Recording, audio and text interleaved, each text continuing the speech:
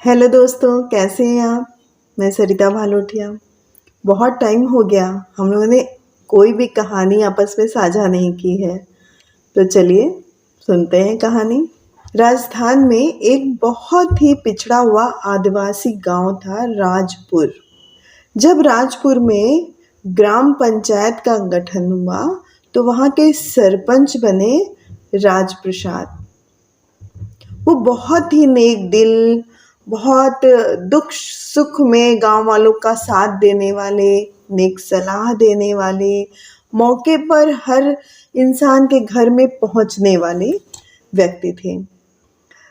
इस वजह से उस गांव में खुशहाली बढ़ रही थी और संसाधन भी बढ़ते जा रहे थे, जिस वजह से सभी गांव वालों की दुख दर्द और मुश्किलें आसान हो जा रही थी। तो जब दिवाली का पर्व आ रहा था तो रामप्रसाद ने पूरे गांव में ढिंढोरा पिटवा दिया, अनाउंसमेंट करवा दी कि जिसका घर इस दिवाली पे सबसे ज़्यादा खूबसूरत होगा उसे मैं बहुत बढ़िया सा एक इनाम दूंगा। पूरे गांव में ये बात सुनकर एक खुशहाली की लहर दौड़ गई और सब में एक नया उत्साह आ गया। सब गांव वाले अपने घरों को बहुत बेहतर, बहुत खूबसूरत सजाने के लिए तरह तरह की प्रयास करने लगे। ने रंगोली अपने घर के दरवाजे पर रंगोलियां बनाई, सुंदर सुंदर दिए सजाए और मोमबत्तियों से अपने घर को रोशन किया। कंदील जो घर के बाहर जो पेड़ थे उनके उस पे खूबसूरत से कंदील लटकाए। इस तरह से पूरी दिवाली की रात जैसे पूरा गांव ऐसे सजा हुआ था जैसे कोई दुल्हन, बहुत ही खूबसूरत। सभी लोगों ने नए नए कपड़े पहने और पटाखे फुलझड़ियां जलाना शुरू किया। रामप्रसाद 8 बजे के करीब अपने घर से निकले और पूरे गांव का दौरा करने लगे। उन्हें समझ नहीं आ रहा था कि सभी ने इतना खूबसूरत घर सजाया है, मैं किसे विजेता घोषित करूं, मैं किसे विनर बनाऊं। ये बहुत असमंजस में रामप्रसाद जी थे, समझ नहीं आ रहा था कि क्या करें। तो वो इसी असमंजस में सारे घरों में घूम रहे थे, मिठाइयाँ खा रहे थे, खुश हो रहे थे कि चलो कम से कम मेरी इस अनाउंसमेंट से इतना उत्साह गांव वालों में आया कि उन्होंने पूरी अपने दिवाली को बहुत खुशनुमा बनाया, बहुत खूबसूरती से अपने घरों को सजाया। लेकिन चूंकि मेरा अनाउंसमेंट है तो मुझे तो विनर तो बनाना है किसी एक को, समझ नहीं आ रहा मैं किसे बनाऊं। यही सोचते सोचते वो नगर का पूरा भ्रमण कर रहे थे कि तभी गंगा राम के घर तक जब वो पहुंचे तो उन्होंने देखा कि गंगा राम के घर पर सिर्फ एक दिया जल रहा है। उन्हें बात समझ नहीं आई।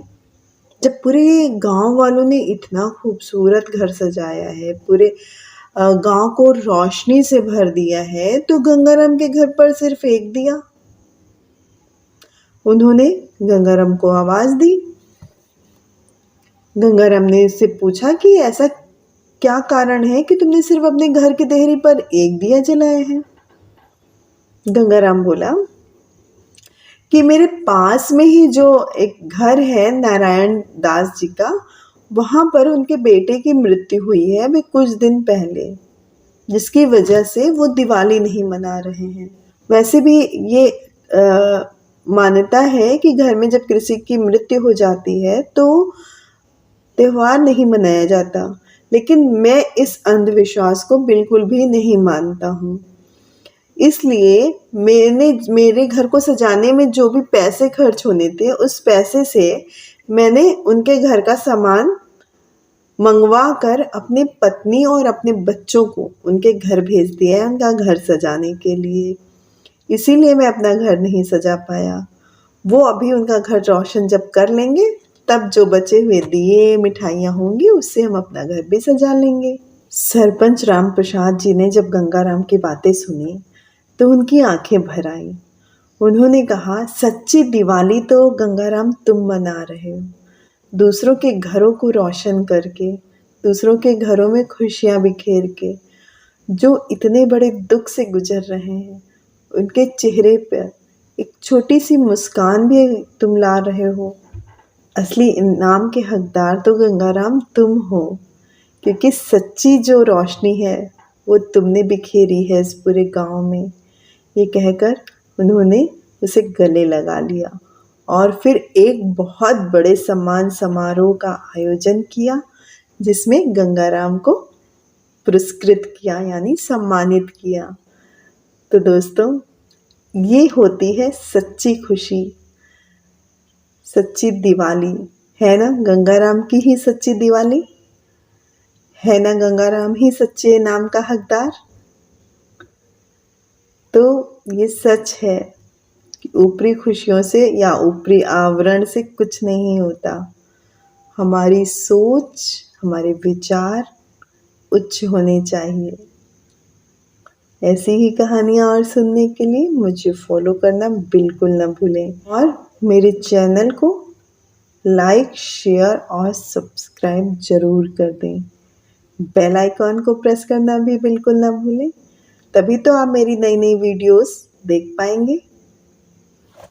नमस्कार।